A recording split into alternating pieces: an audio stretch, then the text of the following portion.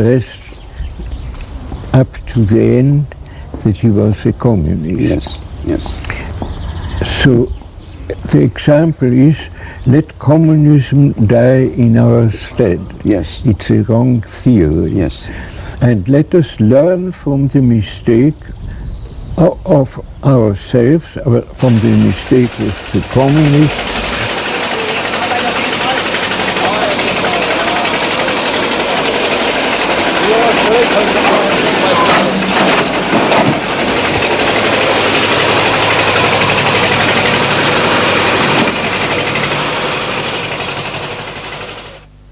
Ο Πόπερ ασκεί αυστηρή κριτική στο μαρξισμό και μάλιστα από δύο πλευρές. Μία μεθοδολογική, διότι του αμφισβητεί την επιστημονικότητα που ο μαρξισμός αποδίδει στον εαυτό του, τον θεωρεί δηλαδή μία κλειστή θεωρία κατά κάποιον τρόπο, και μία πολιτική, εφόσον δεν δέχεται τον τύπο του καθεστώτος, τον τύπο των κοινωνιών που εγκαθιδρύθηκαν στο όνομα του μαρξισμού. Για να το πούμε με μία φράση, η αντίρρηση που έχει ο Πόπερ στο μαρξισμό είναι ότι ο μεθοδολογικός του ολισμός συνδέεται με τον κοινωνικό ολοκληρωτισμό του. Σε αντίθεση προς αυτό το καθεστώς και αυτήν τη μέθοδο, ο Πόπερ προτάσει την ανοιχτή κοινωνία, δηλαδή τη δημοκρατική κοινωνία, που δεν έχει μόνον θεσμούς, τους οποίους εξετάζει, αλλά και ένα ιδιαίτερο γνωστικό καθεστώς. Δηλαδή η αλήθεια, η έγκυρη γνώση, η αντικειμενικότητα πρέπει σε μια τέτοια κοινωνία να έχουν κυρίαρχη θέση.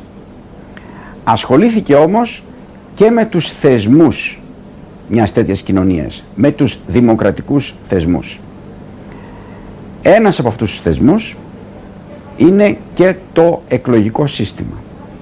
Γι' αυτό θα μας μιλήσει ο καθηγητής Ηλίας Κατσούλης.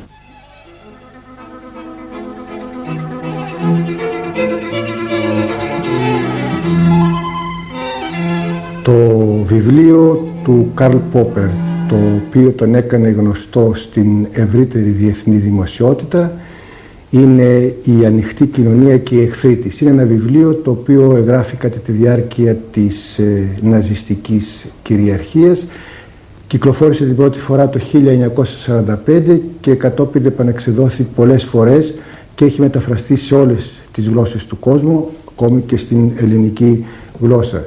Στο βιβλίο αυτό ο Καρλ Πόπερ διατυπώνει μια ιδέα, την κλασική ιδέα θα την έλεγα της δημοκρατίας, και αναρωτιέται με ποιο τρόπο θα μπορούσε η κοινωνία, τα σύγχρονα δημοκρατικά κράτη να προστατευθούν από τις αυθαιρεσίες των ηγετών τους.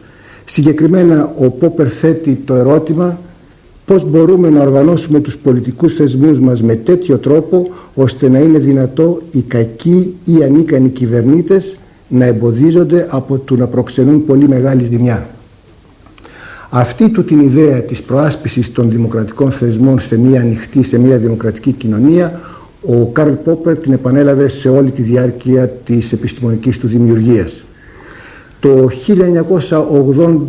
1987, περίπου δηλαδή 42 χρόνια μετά την πρώτη έκδοση του βιβλίου αυτού, σε ένα άρθρο του στο γερμανικό περιοδικό Der Spiegel, ο Πόπερ επανέρχεται σε αυτό το πρόβλημα της ανοιχτής κοινωνίας και των δημοκρατικών θεσμών και αναφέρεται στο κυριότερο θεσμό, κατά τη γνώμη του, το κυριότερο πολιτικό θεσμό της δημοκρατίας, το εκλογικό σύστημα. Ο Πόπερ θεωρεί το εκλογικό σύστημα των σύγχρονων δυτικών δημοκρατιών ως τον θεσμό εκείνον ο οποίος παρεμβαίνει, θα έλεγα, αποφασιστικά στη λειτουργία της δημοκρατίας.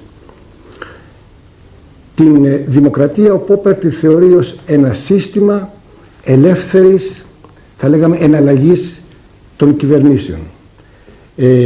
Την ημέρα των εκλογών ο Πόπερ τη θεωρεί ότι αποτελεί ένα λαϊκό δικαστήριο στο οποίο ο κυρίαρχος λαός καλείται να αποφανθεί επί του έργου των κυβερνήσεών του, του κυβερνήτη του, και πρέπει και μπορεί την ημέρα αυτή του λαϊκού δικαστηρίου είτε να ανταμείψει τον καλό κυβερνήτη, είτε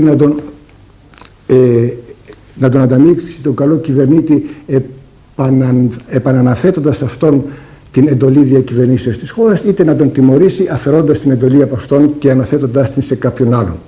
Για να συμβεί όμως αυτό, ο Πόπερ θεωρεί ότι αποφασιστικός ρόλος είναι ο ρόλος του εκλογικού συστήματος.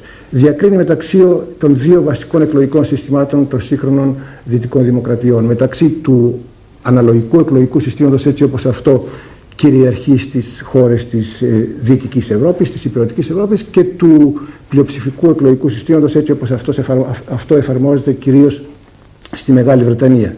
Για το πλειοψηφικό εκλογικό σύστημα, το οποίο και ο Πόπερ προτιμά, υποστηρίζει ότι είναι το σύστημα εκείνο το οποίο διαμορφώνει καθαρές συνθήκες. Διαμορφώνει δηλαδή ένα δικομματικό σύστημα και καλείται ο λαός την ημέρα της κρίσεως να επιλέξει μεταξύ δύο πολιτικών κομμάτων και να αναθέσει στο ένα ή στο άλλο την εντολή διακυβέρνησης της χώρας. Δημιουργούνται δηλαδή με το πλειοψηφικό εκλογικό σύστημα τέτοιες καταστάσεις όπου επιτρέπουν να εκφραστεί απόλυτα η λαϊκή κυριαρχία. Και αυτό το σύστημα, όπως είπαμε, προτιμά ο Πόπερ.